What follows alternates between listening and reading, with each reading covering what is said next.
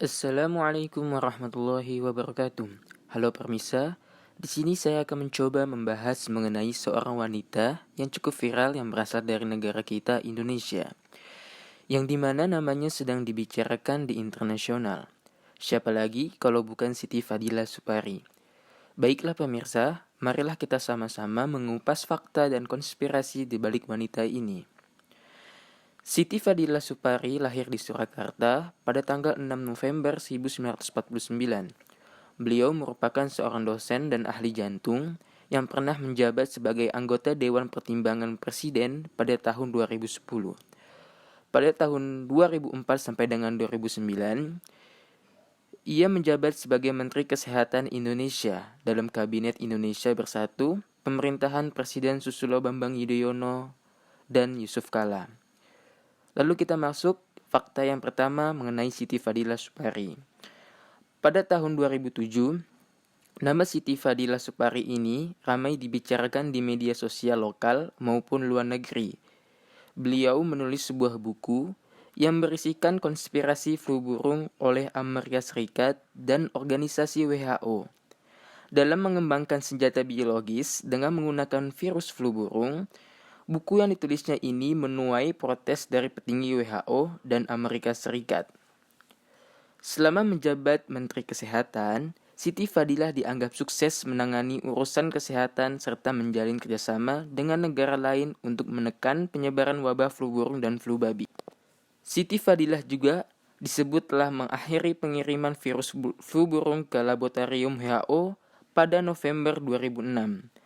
Atas pemberian itu, Indonesia dan WHO sepakat untuk melakukan cara baru dalam pengiriman virus dan akses vaksin ke negara berkembang. Didasarkan buku yang pernah dirilis oleh Siti Fadilah ini, yang dimana buku tersebut berjudul Saatnya Dunia Berubah, Tangan Tuhan di Balik Virus Flu Burung, dalam versi bahasa Inggris tahun 2007 dan bahasa Indonesia tahun 2008. Menurut Siti Fadilah, pihak barat sengaja membuat virus flu burung sebagai senjata biologi. Buku berbahasa Inggris berhasil ditarik dari pasar, tapi versi bahasa Indonesia masih tetap bertahan bahkan hingga kini. Karena Siti Fadilah tidak mau berkompromi dengan pihak barat, maka Siti Fadilah diperkarakan hingga berujung narapidana di dalam lapas.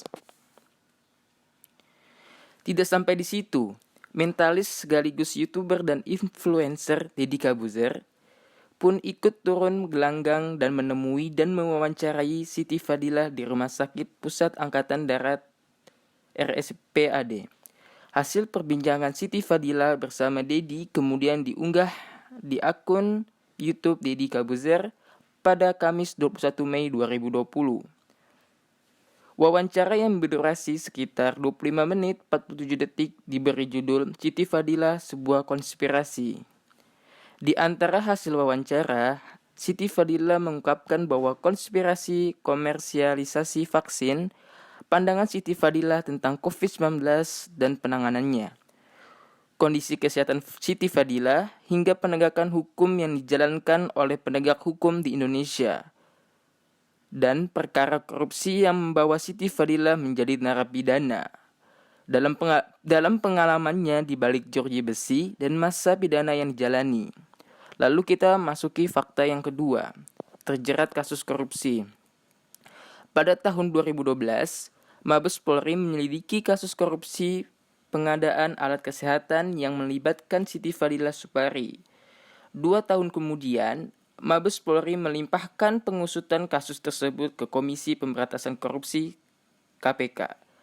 Sebelumnya, Mabes Polri sudah menetapkan Siti sebagai tersangka atas kasus dugaan korupsi akibat penyalahgunaan wewenang dalam proyek pengadaan alat kesehatan untuk buffer stock. Dalam pengusutan tersebut, Siti Fadilah Supari diduga menyalahgunakan wewenang terkait pengadaan alat kesehatan sebagai pasokan penyangga dengan metode penunjukan langsung dengan kerugian negara hingga sebesar 6,1 miliar rupiah. Dan pada akhirnya, pimpinan KPK menandatangani surat perintah penyidikan terhadap Siti Fadilah Supari atas kasus dugaan korupsi pengadaan alat kesehatan. Kejadian ini yang luar biasa pada tahun 2005. Namun, dari hasil penyelidikan kasus korupsi yang ia jalani di sini, terjadi sebuah kejanggalan atau yang bisa kita sebut konspirasi, yang dimana ia mengatakan dalam wawancaranya di dalam unggahan akun YouTube Deddy Corbuzier. Ia mengatakan bahwa saya itu tidak menerima sepeser pun, yang dimana 6,1 miliar itu adalah kerugian negara yang dilakukan oleh eselon 2 saya. Dan eselon 2 saya sudah membayarnya dan dia tidak dihukum. Dan saya dituduh membantu dia. Dan akhirnya saya dihukum. Dan itu nggak ada bukti, nggak ada saksi, kata Siti Fadila Supari. Lalu kita memasuki fakta yang ketiga.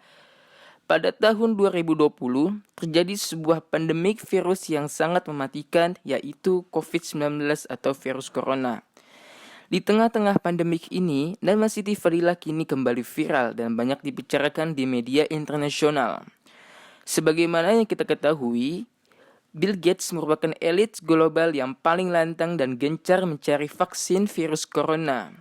Namun, Siti Fadila Supari menyarankan pemerintah yang ada di Indonesia tidak menggunakan vaksin virus corona buatan perusahaan farmasi yang memiliki keterkaitan dengan Bill Gates. Karena kenapa? Dikarenakan ada sejumlah faktor yang menjadi alasan baginya mengapa vaksin tersebut tak usah digunakan di Indonesia. Faktor yang pertama, Siti Fadila Supari ini mempertanyakan kapan vaksin virus corona tersebut mulai diproduksi. Lalu yang kedua, virus corona hingga kini masih terus bermutasi alias berubah-ubah. Karena itulah Siti mempertanyakan bibit virus mana yang dijadikan vaksin oleh perusahaan farmasi yang memiliki hubungan dengan Bill Gates. Dan setelah itu, hasil pertanyaan Siti Fadila Supari menimbulkan sebuah konspirasi kepada Bill Gates. Ia mengatakan bahwa kalau memang Bill Gates sudah siap dengan vaksin corona yang sekarang ini, lalu kapan dia punya seed virusnya? Apa sebelum pandemi corona? Apalagi pada tahun 2015, Bill Gates telah mengumumkan akan ada pandemik besar di tahun 2020. Oke, baik pemirsa, mungkin itu saja hasil video fakta dan sekaligus konspirasi mengenai Siti Fadila Supari yang kini namanya sedang diperbincangkan. Mudah-mudahan pemirsa yang menonton dapat bermanfaat dan mengambil hikmahnya. Terima kasih.